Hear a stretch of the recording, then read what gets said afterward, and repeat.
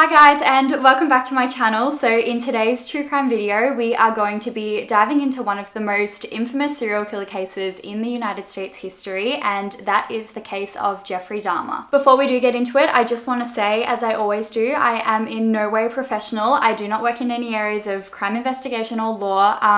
I just simply like to review and learn about different crime cases from all over the world. So all this information is from online sources that are available to you guys and the general public. No disrespect is ever intended towards anyone I may mention in this video or any of my other videos. So with that being said, let's just dive on right into it. Oh, I'm so sorry, by the way, I am working with natural light, so if it does go in and out a little bit during the video, I'm so sorry. I'm just in front of my big window and it's a bit of a cloudy day, so I hope you understand. So Jeffrey Dahmer was born in 1960 in Milwaukee, Wisconsin in the United States. He grew up with his mother and father, Joyce and Lionel, and he was the eldest out of two boys. Lionel had a PhD in chemistry and described his son Jeffrey growing up as quite a happy, bright and loving young boy. He really loved being active and playing with other kids, and he was very curious. He was really into animals and bones and the remains, and Jeffrey's father Lionel says that his interest in animals and their remains really sparked from this particular time they had moved house, and upon moving,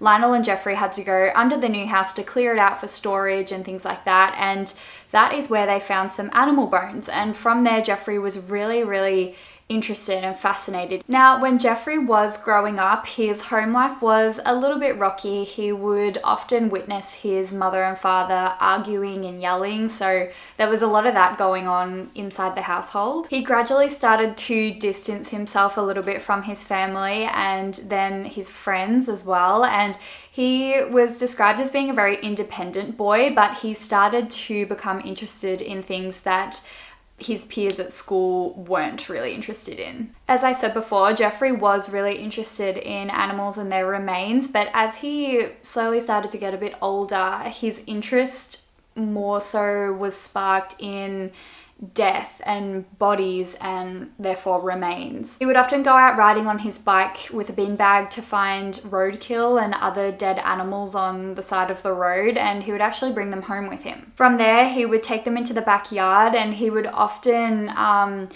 cut them open and see what their insides look like, examine their bones, and he would actually put them in jars and preserve them. During Jeffrey's teenage years, he was a little bit of an outcast at school, and this is actually when his alcoholism began, so from a very young age. Classmates of his say they definitely remember Jeffrey drinking at school. They remembered him bringing things like scotch and beer, and he would keep it in a flask in his jacket pocket. People also remember saying that Jeffrey would call the alcohol his medicine. Jeffrey's grades were not that great at school. They were okay, but they weren't fantastic, straight A's or anything like that.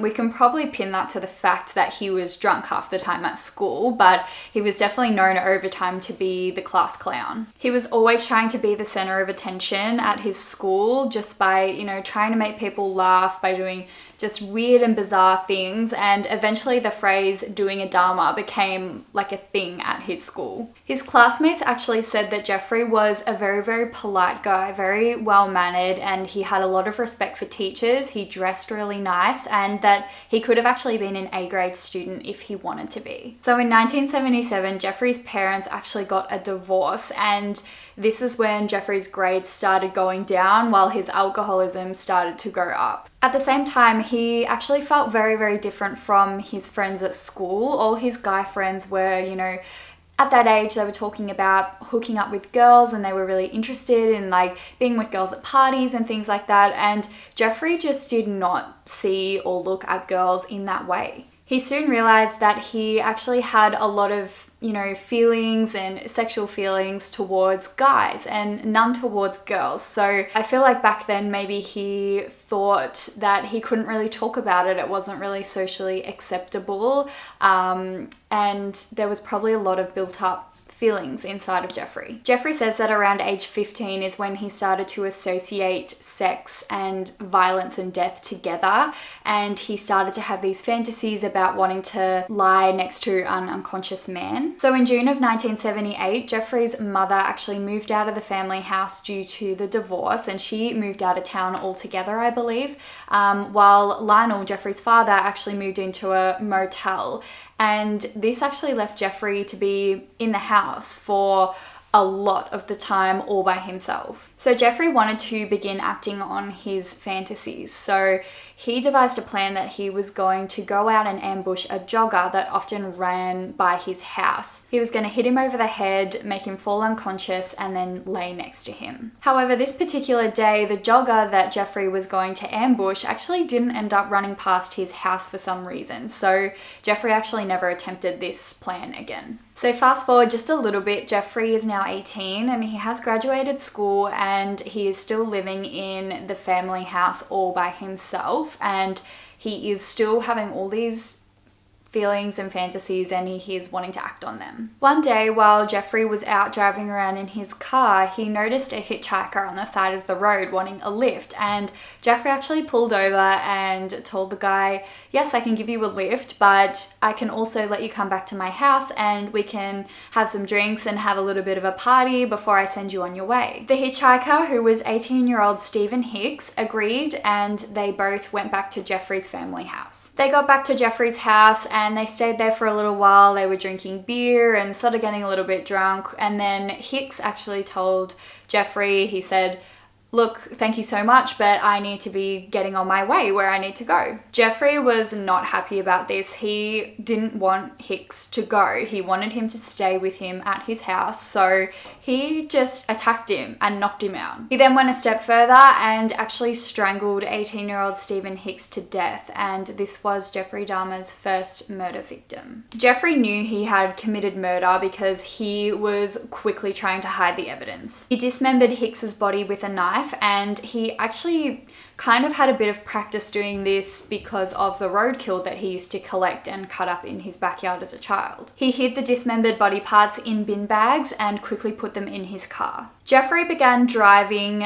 with these dismembered body parts in the bin bags in the back of his car, and he was just going to go dump them at a dump site when he was actually pulled over by a policeman on his way. He was pulled over because he was swerving all around the road, going out of the lines and things like that, because he was obviously drunk from drinking with Stephen Hicks for hours back at the home. When the cop came up to his window, he was speaking with Jeffrey and obviously sort of looked in the car and saw the bin bags, and he asked Jeffrey, why are you out so late and what is in those bin bags? Jeffrey actually told the cop very calmly that he was having a little bit of trouble coming to terms with his parents' divorce and that a trip to the dump might take his mind off things. The policeman actually let him go with just a ticket. So after this encounter with the policeman, Jeffrey actually turned the car around and headed back to the family home, where he hid Stephen Hicks's dismembered body under the house for 2 weeks. Sometime later, Jeffrey's father actually came back to move into the family house again with Jeffrey, and he was really trying to convince his son to,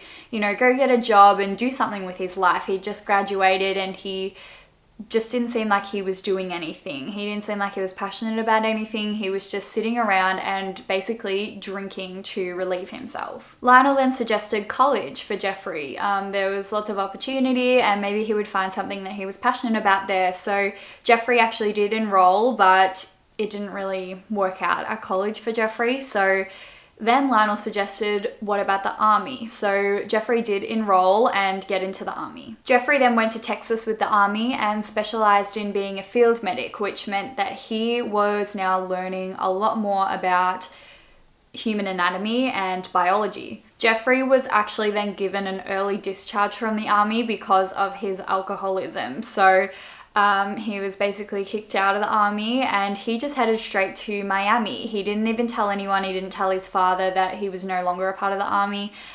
he just took off to Miami. He began working at a sandwich shop and would just sleep in motels, but his alcoholism was getting worse, and sometimes when he couldn't afford a motel, he would just sleep on the beach. Shortly after this, Jeffrey actually called his parents asking him for money, and his father Lionel actually said no, but instead offered him a plane ticket back home so he could come and live back at the family home. Jeffrey agreed and soon flew back home. Lionel just couldn't seem to get through to Jeff. He couldn't really help him with his alcoholism as it was just getting worse and worse, and Jeffrey was not really doing anything with his life. So Lionel actually sent him to live with his grandmother for a little bit down in Milwaukee. From here, Jeffrey actually seemed to improve a little bit. He stopped drinking as much. He was sort of getting his life a little bit on track, and he would actually go to church with his grandmother. He was still, however, trying to really suppress his homosexual urges and his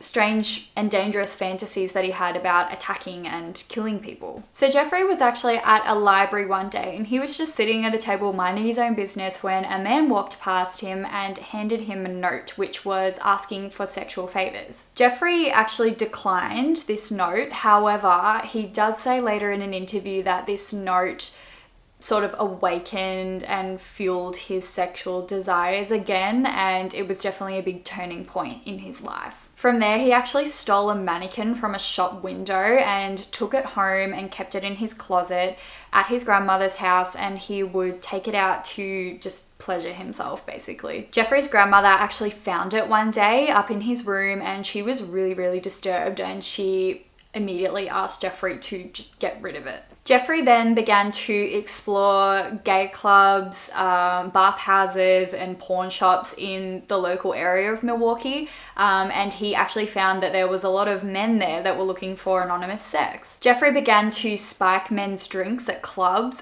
He would spike them with sleeping pills so that they would become so drowsy and they would basically fall asleep, and he would just lay next to them. This ended because one man actually overdosed and ended up spending a week in the hospital, and Jeffrey was asked to never return to that club ever again. He still went to other gay bars and discos in the Milwaukee area, and it was actually said by other people that they actually were really attracted to Jeffrey Dahmer. He was a very attractive man to them, apparently. In 1987, Jeffrey Dahmer actually met a guy by the name of Steve Toomey at a club called 219, and they ended up going back to a hotel together. Again, Dahmer spiked this man's drink and he became unconscious, but Dahmer actually says that he did not want to kill this guy. He just wanted to lay next to him unconscious and keep him with him. The next morning, Jeffrey actually realizes that Steve Toomey is bruised all over his body and there is blood coming out of his mouth, and that he's basically been beaten to death and he's just laying over the bed. Jeffrey then realized that he actually had bruising all over his arms as well, realizing that there must have been a struggle and that he had actually killed Steve Toomey. Jeffrey claims that he has no recollection of this whatsoever. He didn't intend to kill Steve Toomey. He just woke up and realized that he had done it. He had killed him. He then found a suitcase and crammed Steve Toomey's body inside of it, dragged it outside, got a taxi, put it inside the taxi, and went all the way back to his grandmother's house, where he went down to the basement and dismembered the body. So now that Dahmer had done this twice now, 2 different victims, he thought that it wasn't enough for him. It was not fulfilling his desires anymore. He needed it to escalate to feel fulfilled from it, which is very common with serial killers. So with the intent to murder this time, he proceeded to go back to the gay clubs, and on his way, he actually saw 14-year-old James Stocks Data at a bus stop. Dahmer actually offered James $50 to go back to his grandmother's house with him and spend the night with him. James Stocks Data accepted this, and they both jumped on the bus together and went home. While Jeffrey's grandmother was home, James and Jeffrey engaged in sexual activity, and later Jeffrey actually drugged and strangled James. He then hid James's body in the basement and continued to do sexual acts with the corpse because Jeffrey Dahmer was a necrophiliac. Once James's body started to decay, Dahmer then dismembered the body in the basement. Around 2 months after Dahmer had killed James, he actually went back to a Milwaukee bar where he met 21-year-old Richard Guerrero. Basically, it was exactly the same as last time. Dahmer offered Richard money to come back and spend the night with him. He drugged and strangled him to death, did what he did as a necrophiliac, and later on, weeks later, dismembered the body in the basement. He then dumped the dismembered body in the bin for the rubbish truck to collect the next day. In the summer of 1988, Jeffrey's grandmother actually asked him to move out of her house because she was sick and tired of him coming home at all hours, and that mannequin she found really freaked her out, and she could now smell really disgusting odors coming from the basement, so she just had enough and wanted him out. Dahmer then found an apartment of his own, and shortly after moving in, he approached a 13-year-old boy and lured him back to his new place. Dahmer then actually scared this 13-year-old boy because he was trying to touch him inappropriately, and the boy ran out of the apartment and ran to tell authorities about this encounter that he'd had with Dahmer. And we now know that this was a very lucky escape for this boy. Dahmer was then convicted on second-degree sexual assault charges, so authorities had no idea about the murders or anything like that. It was just this one charge, they thought, and he was sentenced to 1 year at a work release program. He would spend his nights in a prison dormitory, and in the day he would work at a chocolate factory. So 10 days prior to Dahmer starting his sentence at this facility, he actually met 26-year-old Anthony Sears. They met at a gay bar, and just like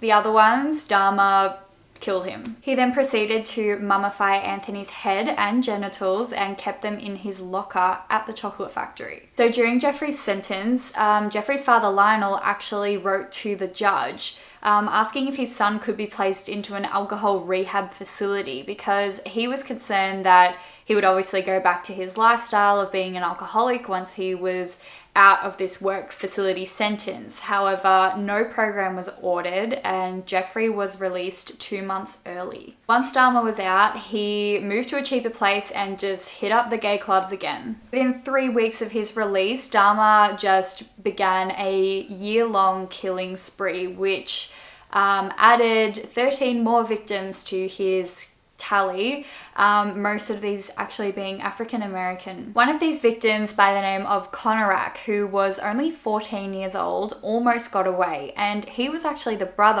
of the young boy who Dahmer molested earlier. Konorak was asleep and Jeffrey went out to get more alcohol, and while he was doing this, Konorak actually woke up. Because Konorak was very drugged, just like all the other guys Dahmer had brought back to his place, he was very disorientated, and he actually got up while Jeffrey was still out buying alcohol and started to walk out of the place up the street naked all by himself. A concerned neighbor actually called authorities because he could see Konorak walking around disorientated all by himself, and he looked like he had been beaten all over. Police then arrived to the property, and at the same time Dahmer actually returned from buying alcohol, and when he was questioned, he just told police that Konorak was his lover and they just had a bit too much to drink. It got a little bit out of control. Dahmer then proceeded to take police inside his apartment and show them naked photos and naked Polaroid photos that he had taken of Konorak to prove their relationship. Cops thought Konorak was of legal age, which he was not. He was 14 years old, and they left him with Dahmer in his apartment. They just wrote the incident off as a lover's quarrel, and later that night, Jeffrey Dahmer killed 14-year-old Konorak. So by this time, after this killing spree, the bodies in Jeffrey's apartment were obviously starting to pile up, and that came with the decomposition, and obviously it was giving off a pretty foul odor, and in general, it was just, you know, there was too many bodies in the apartment. So he ended up buying a big drum or a barrel and filling it with this powerful acid to basically dissolve the dismembered body parts in. After weeks of these dismembered body parts sitting in this acid-filled drum, they were basically sludge, and he would just flush it down the toilet or down the bath drain, which is absolutely disgusting. He didn't do this with all the bodies. Sometimes he would boil the body parts on the stove until the flesh was all boiled away and he was just left with the bones. Obviously the smell was just like disgusting to say the least. In Jeffrey's apartment, it was overpowering, it was appalling, and this smell was actually leaking out into the building, and the other tenants could start to smell this weird odor, and they traced it back to Jeffrey Dahmer's apartment in particular. Dahmer was taking photos, like Polaroids of particular body parts of his victims, and he would actually preserve some body parts just for keepsakes. Dahmer actually said later in an interview, quote, "And one thing led to another. It took more and more deviant type behaviors to satisfy my urges." On some of his victims that were just knocked out and unconscious, Dahmer would actually make a small hole in their skulls and inject the acid from the barrels into their heads, into their brains. Dahmer said later that none of his experimental zombies ever lived any more than a day though. Dahmer also began eating some of his victims to make him feel like they were a part of him. That's what he was saying, that he wanted to feel like he would have a part of them forever, and if he ate them then they would be with them forever. It was just a whole part of his controlling thing. So you're probably thinking, does this guy get caught? How much further can he go? He's got away with so much. And yes, he does. His luck does run out. In July of 1991, a now 31-year-old Jeffrey Dahmer was caught. A man by the name of Tracy Edwards, who was going to be Jeffrey Dahmer's next victim, actually escaped and ran out and flagged down a passing cop car. Tracy told police exactly which apartment he was just in and that they needed to go there ASAP. Inside Dahmer's apartment, police just discovered an absolute scene, to say the least. They discovered 83 Polaroid pictures of various bodies going through dismemberment. In the kitchen, they found 4 fully enfleshed skulls sitting in a fridge. The drum filled with acid was found, and 4 men's torsos were also found and removed from the apartment. The fridge was also removed with the various body parts inside of it. There was pots being removed that had mummified body parts like genitals. Everything was just being removed out of Jeffrey Dahmer's apartment. So they took Jeffrey Dahmer obviously down to the police station and sat him down for what they felt like was going to be a very lengthy interview, and asked him what the hell was going on. Dahmer firstly started to blame his alcoholism. He said that if he had been sober, then he wouldn't have been caught. But as the interview process went on and he started to sober up, he was just getting more and more terrified as reality set in, and he realized that he had been caught for these heinous crimes. He just basically realized that he was done for. He asked if he could kill himself. He went into a rage. He cried. His emotions were all over the place, and he was absolutely terrified. Before Dahmer made any confessions to the police, he actually stated, quote, "When I tell you what I'm going to tell you, you're going to be famous. You don't know what I've done." Dahmer then spent the next 6 weeks with detectives recounting all 17 victims that he had killed, going through all of them, trying to find out who they were, and this led to a 159-page confession. On trial, Jeffrey Dahmer actually pleaded guilty but insane, and interestingly enough, the jury actually came back and said that they found Jeffrey Dahmer legally sane. Jeffrey's father Lionel was sitting in the courtroom that day with his second wife Sherry, and he could just not even believe what he was hearing in the courtroom. He said no one had even remotely told him what Jeffrey had done or the severity of Jeffrey's crimes.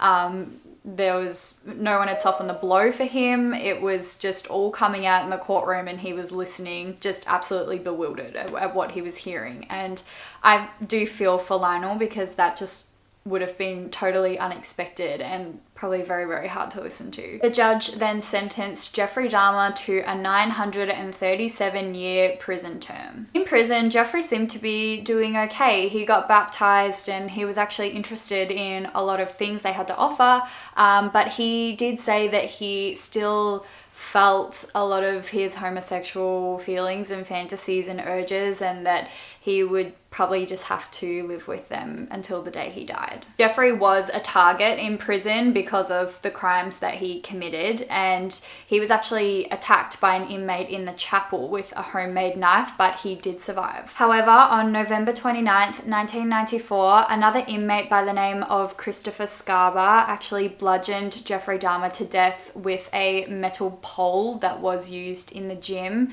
and because of his injuries, Jeffrey Dahmer actually died on the way to hospital. So that actually brings us to the end of this very, very well-known case. I'm sure most of you watching would have heard it before, but if you hadn't, then I hope you found it interesting and you learned something. Thank you so much for watching, and please feel free to let me know in the comment section below if you have any other cases that you want me to cover. I am more than happy to be open to requests, and of course I want to dive into cases that I don't know that much information about. So I love covering, you know, more well-known cases like this one, but I also would love to dive into a lot of unsolved cases or disappearance cases from recent years and things like that. So if any of you have any ideas, then please feel free to let me know. Thank you so much again, and I look forward to seeing you in my next video.